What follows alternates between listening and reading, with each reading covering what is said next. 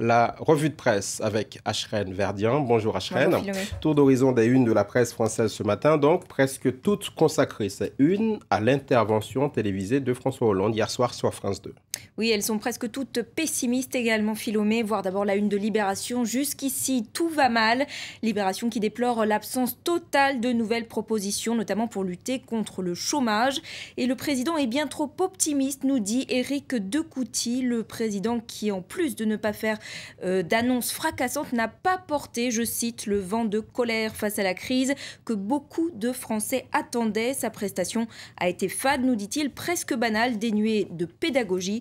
Et de conclure, François Hollande est resté sourd au mécontentement de l'opinion. Sourd, le mot a aussi été employé ce matin par l'Humanité, pour qui l'exercice télévisuel a tourné, je cite, à vide. L'Humanité donc très déçue, qui attendait un peu moins d'injustice, un peu plus de solidarité, plus de distance à l'égard des marchés financiers de ce quinquennat. Et voir également donc la une de l'Humanité ce matin. François Hollande plombé par ses renoncements. Tout est dit. Le Figaro, Ashrène, est aussi très critique ce matin et dénonce l'incapacité du président à se remettre en question.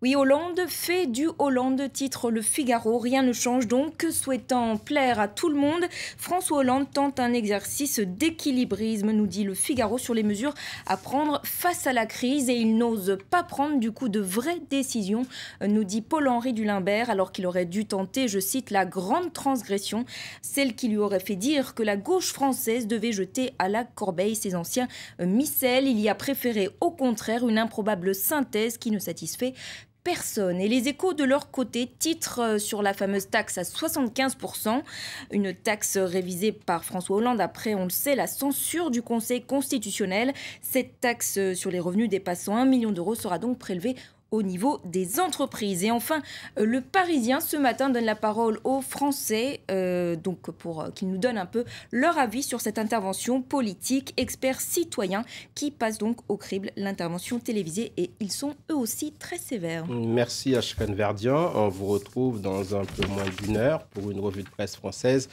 complète. C'est la fin de cette demi-heure d'information. Merci à vous de nous être restés fidèles. Dans moins de 4 minutes, nouvelle tranche d'infos à venir sur notre chaîne avec Elisabeth Alain. Merci de votre fidélité.